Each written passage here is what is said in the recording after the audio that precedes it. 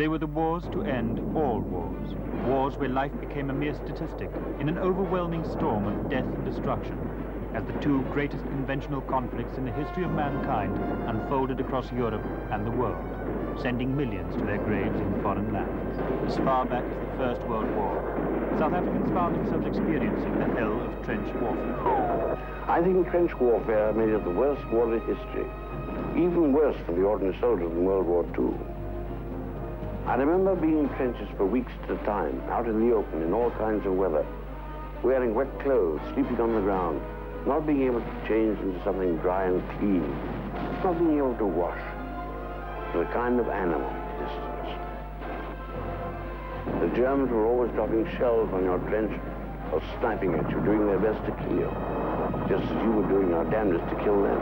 Every once in a while, you were ordered over the top, out of your trench and across no man's land, to raid or to try and capture the German trench opposite you. There's no more terrifying experience in life.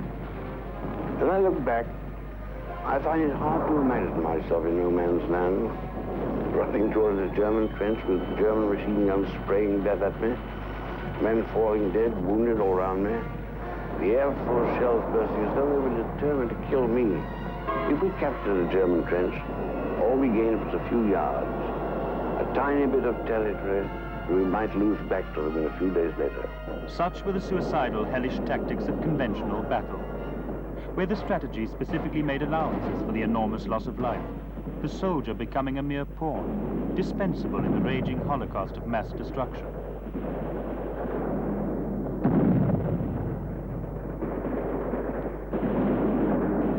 The casualties and death figures of conventional battle were always too terrible to contemplate, as hundreds of thousands of men lay wounded and dying in makeshift, understaffed field hospitals.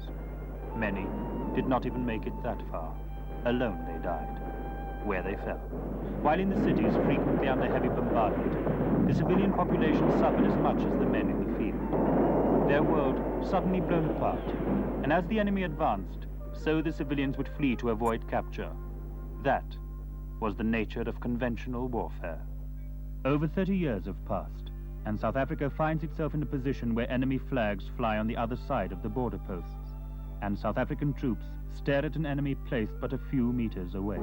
It is a state of war, but remains undeclared. The two main fronts on which it is fought are the military and the psychological.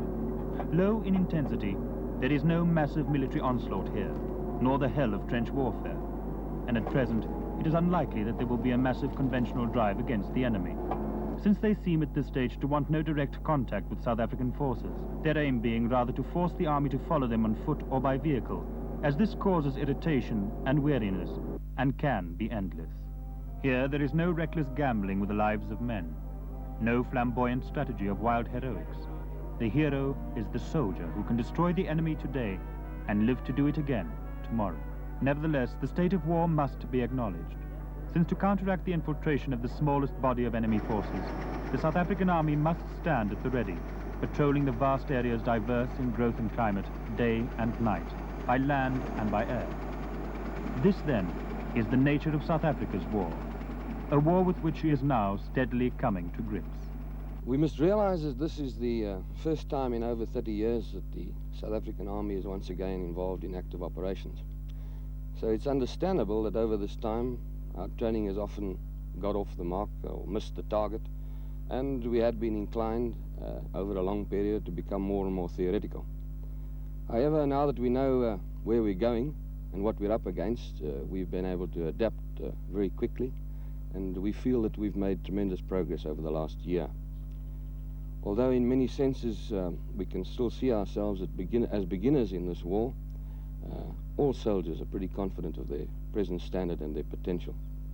Our training is now much more practically orientated, and the soldier himself at last now sees the need for the hard, grinding and vigorous type of training that is required.